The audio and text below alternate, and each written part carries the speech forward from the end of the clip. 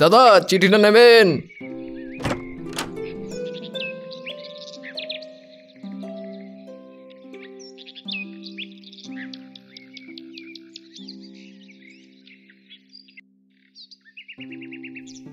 আমার নামে আবার কে চিঠি পাঠালো?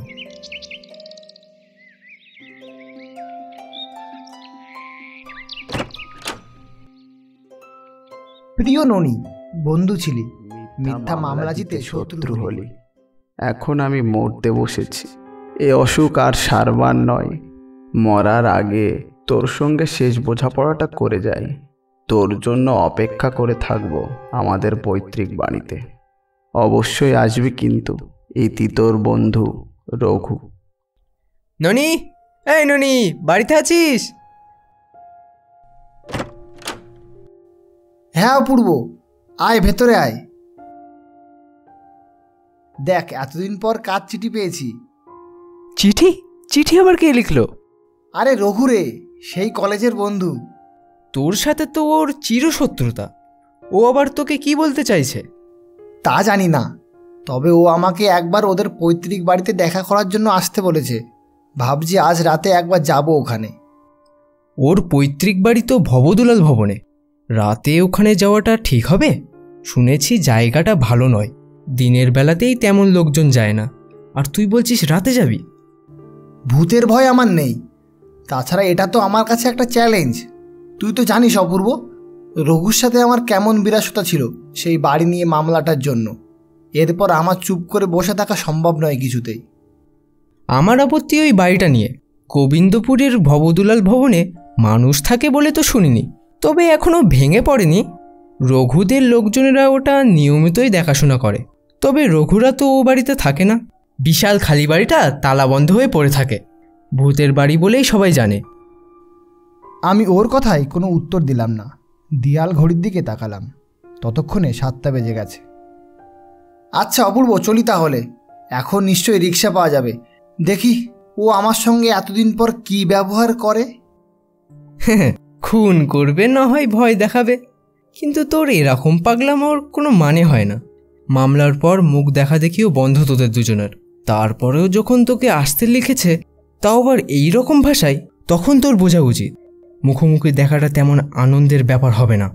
তবুও তুই যদি যেতে চাস তাহলে কাল সকালে যাস, রাতেই যেতে হবে তার কি মানে আছে? আমি শুনেছি ওই বাড়ির সুনাম নেই, তাই ঠিক করেছি রাতেই ওর সঙ্গে দেখা করতে যাব। কারণ ও আমাকে বীর পুরুষ বলে ঠাট্টা করেছে, এটাই হবে তার যোগ্য জবাব। বাড়ি থেকে বেরিয়ে রিক্সা ধরে বেরিয়ে পড়লাম ভবদুলাল ভবনের উদ্দেশ্যে।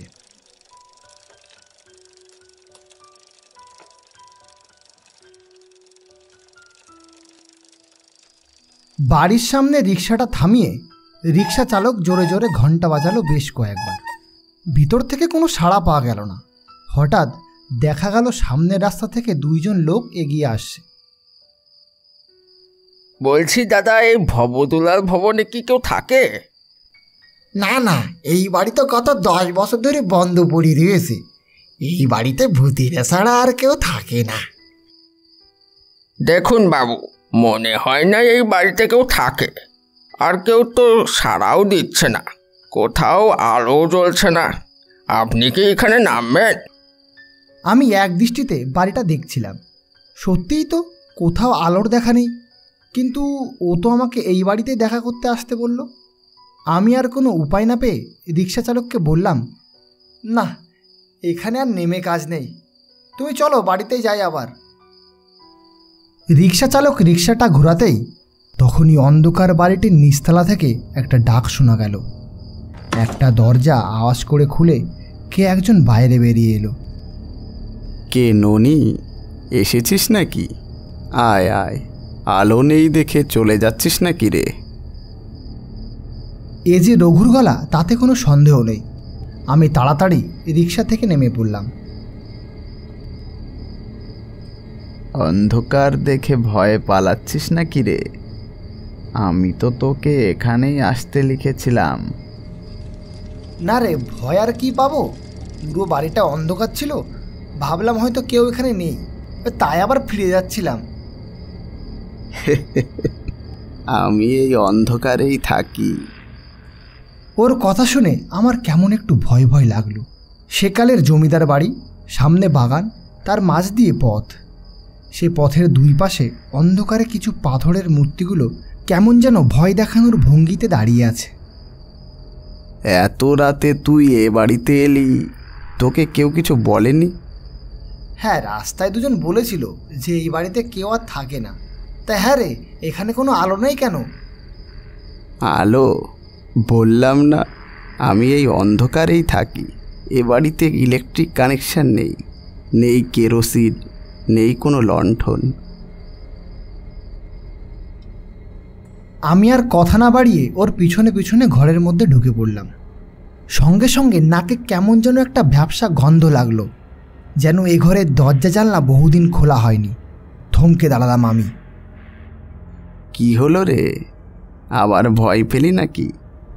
অন্ধকারে তো কিছুই দেখতে পাচ্ছি না, মোমবাতি নেই, এই জ্বালানা আমার খুব অসুবিধা হচ্ছে।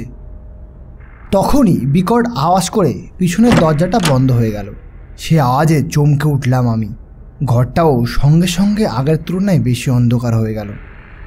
তোকে বললাম না আলো জ্বলবে না, তুই আমার পেছন পেছন উপরে উঠে আয়।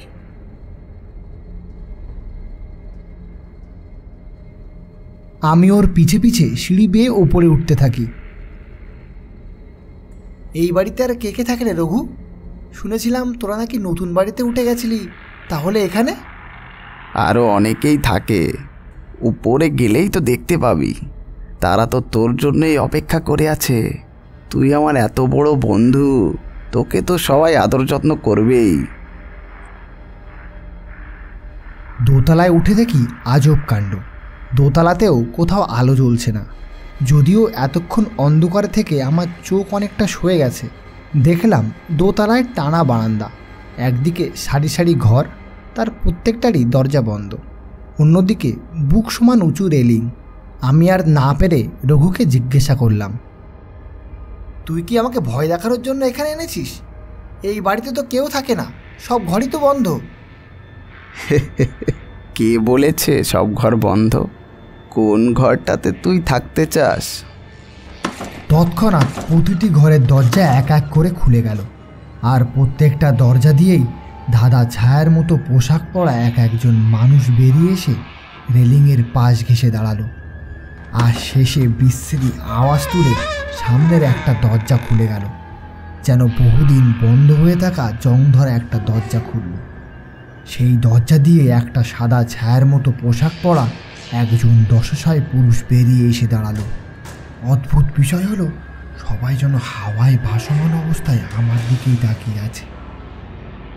বারান্দায় যারা এসে দাঁড়িয়েছে এগুলো সবাই আমার আত্মীয় স্বজন। সামনেই আমার ঠাকুরদা, তোর দাদুর বন্ধু। এদের সবাইকেই তো তোর দাদু আর তোর বাবা ঠকিয়েছে। সেই প্রতিশোধের আজ তোর কাছ থেকেই নেবে। আমার আর বুঝতে অসুবিধা হলো না যে এরা কেউই মানুষ নয়।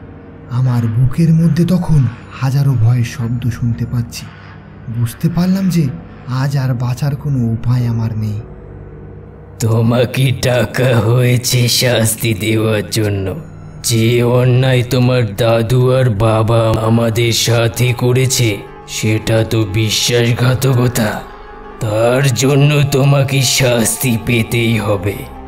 তোমাকে এই ঘরের মধ্যে বন্দি না করলে আমরা যে মুক্তি পাবো না। মনের মধ্যে একরাশ সাহস এনে বললাম, আমার বাবা তো মামলা জেতার পরেও তোমাকে বাড়িটা বিনা শর্তে দিতে চেয়েছিল, কিন্তু তুমি নিলে না। এখন আমার বাবাকে মিথ্যা দোষ দিচ্ছ।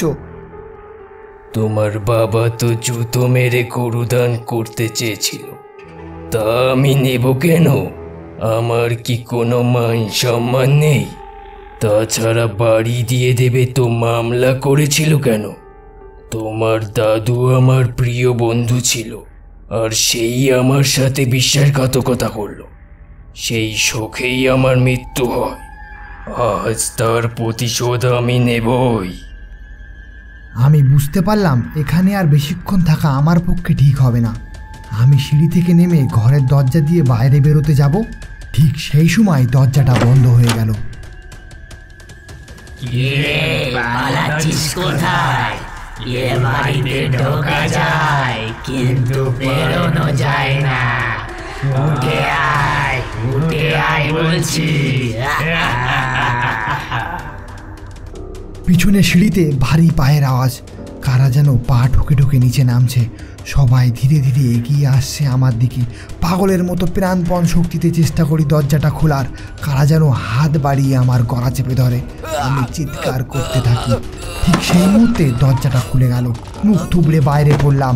পিছনে প্রাণ কাঁপানো অট্টহাসি, কঙ্কালগুলো যেন আমাকে নিয়ে মজা করছে। কোন দিকে কি তা বুঝতে পারলাম না আমি। আন্দাজে বাইরের রাস্তা দিয়ে দৌড়াতে শুরু করলাম। পড়িমড়ি করে ছুটে এসে দেখি গেটের সামনে দাঁড়িয়ে অপূর্ব। আমি ওকে দেখে স্বস্তির নিঃশ্বাস ফেলি, আর ওখানে ঢলে পড়ি। তার কোনো শক্তি নেই আমার।